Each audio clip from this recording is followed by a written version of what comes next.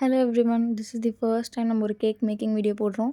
Last time நம்ம இன்ஸ்டாகிராமில் story போட்டிருந்தப்போ நிறைய பேர் வந்து கேக் மேக்கிங் வீடியோ கேட்டிருந்தீங்க. ஸோ இது உங்களுக்காக. ஸோ இதுக்கப்புறம் நான் பண்ணுற கேக்ஸ் எல்லாமே கூட நான் வீடியோ போட ட்ரை பண்ணுறேன். மோஸ்ட் ஆஃப் தி டைம் வந்து வீடியோ நான் ஃபர்ஸ்ட் டைம் இப்போ தான் எடுத்திருக்கேன். ஸோ எனக்கு வீடியோ எல்லாமே எப்படி வருது அப்படின்றத பார்த்துட்டு உங்களுக்கு நான் ஒரு வீடியோவாக எடிட் பண்ணி நான் போடுறேன் கண்டிப்பாக. ஸோ நான் சில்வர் மார்க்கோட பிராண்ட் தான் நான் யூஸ் பண்ணிகிட்டு இருக்கேன். எனக்கு அது கொஞ்சம் கம்ஃபர்டபுளாக இருக்கிற மாதிரி இருக்குது. ஸோ நான் அதை யூஸ் பண்ணியிருக்கேன். இன்றைக்கி வந்து கேக் ஆர்டர் என்னென்னு பார்த்தீங்கன்னா, 1/2 kg சாக்கோ ட்ரஃபிள் கேக் கேட்டிருந்தாங்க. அதுவும் வந்து நான் இது வரைக்கும் ட்ரை பண்ணாத ஒரு தீம் 3 தீமில் கேட்டிருந்தாங்க. ஸோ நம்ம எப்பயும் போல் சாக்கோ ட்ரஃபிள் கேக் நம்ம ஐசிங் பண்ணி எடுத்துகிட்டு மேலே நம்ம ஃபுல்லாக அந்த 3 தீம் வச்சு கவர் பண்ண போகிறோம். ஸோ லாஸ்ட் டைம் நான் வந்து இந்த மாதிரியான ஒரு தீம் தான் வந்து எனக்கு வந்து ஆர்டர் வர மாதிரி இருந்து கடைசியில் அது கேன்சல் ஆகிடுச்சு. ஸோ லைக் இது எல்லாமே அந்த டைம் கொஞ்சம் ஃபீலிங்காக இருந்தாலுமே அப்புறம் இந்த மாதிரியான கேக் ஆர்டர்ஸ் வந்து நம்ம மோட்டிவேட் பண்ணி பண்ணும்போது இன்னும் கொஞ்சம் ஹாப்பியாகவே இருக்குது. இந்த கேக் ஸ்டார்ட் பண்ணதுலேருந்து ஒரு பெரிய கன்ஃப்யூஷன் ஆகி பெரிய பெரிய என்ன சொல்கிறது, லைக் ரொம்ப சொதப்பலான வந்த கேக்கை வந்து ரொம்ப பட்டி டிங்க்ரிங் எல்லாம் பண்ணி ஒரு பர்ஃபெக்டான கேக்காக மாற்றின மாதிரி தான் எனக்கு இருந்துச்சு.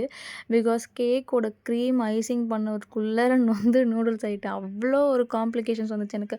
அந்த க்ரீம் எனக்கு கரெக்டான ஒரு கன்சிஸ்டன்சிலே எனக்கு கிடைக்கவே இல்லை. எப்பயும் அப்படி ஆகவே ஆகாது. இன்றைக்கி என்னன்னே தெரியல, எனக்கு ரொம்ப க்ரீம் வந்து கரெக்டாக எனக்கு ஐசிங் பண்ணி முடிக்கிறதுக்குள்ளார ரொம்பவே கஷ்டமாயிடுச்சு. நீங்கள் பார்த்தாலே தெரியும் அந்த மாதிரியான ஒரு கேப்பாக எனக்கு ஏனே தெரியல, அந்த மாதிரி ஒரு பபிள் பிளாஸ்ட் ஆன மாதிரி இருக்குது. அது ரொம்பவே கஷ்டமாக இருந்துச்சு. அதை எப்படிடா போக வைக்கிறது? உங்கள் யாருக்காவது தெரிஞ்சால் கொஞ்சம் எனக்கு டிப்ஸ் கொடுங்க, நானும் கற்றுக்குறேன். ஸோ அந்த மாதிரி பபிள்ஸ் வந்துச்சு.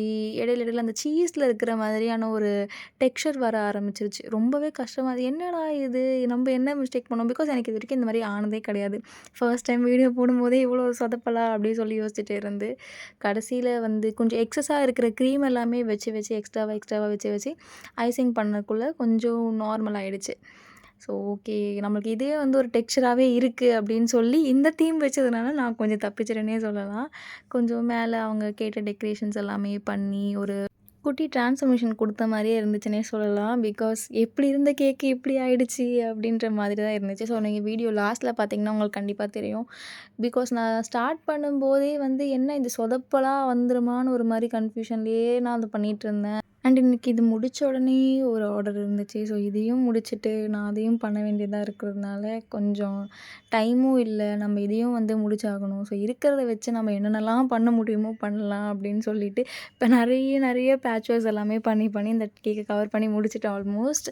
ஸோ இப்படி தான் நான் அந்த கேக்கை வந்து பார்த்திங்கன்னா டெக்ஸ்சர் கொஞ்சம் மாற்றி கொண்டு வந்தேன். இதே மாதிரி ஒரு கேக்கை வந்து ஃபுல்லாக டெக்கரேட் பண்ணி முடிச்சதுக்கப்புறமும் இந்த மாதிரி ஆயிடுச்சுன்னா ரொம்பவே கஷ்டமாக போயிடும். என்ன பண்ணுறதுன்னு ஒரு கன்ஃப்யூஷன்லேயே இருந்துச்சு.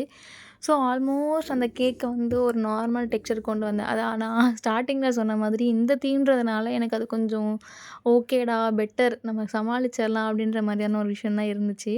ஸோ இந்த தீம் இருந்ததுனால இந்த மாதிரியான ஒரு மிஸ்டேக்கையும் நான் கரெக்ட் பண்ணிட்டேன். ஸோ இப்படி தான் நான் வந்து லைக் ஸ்கை மாதிரி எல்லாம் போட்டு அதில் நல்லா அந்த இடமே தெரியாத மாதிரி கொஞ்சம் கவர் பண்ணி எடுத்துகிட்டு வந்துட்டேன்.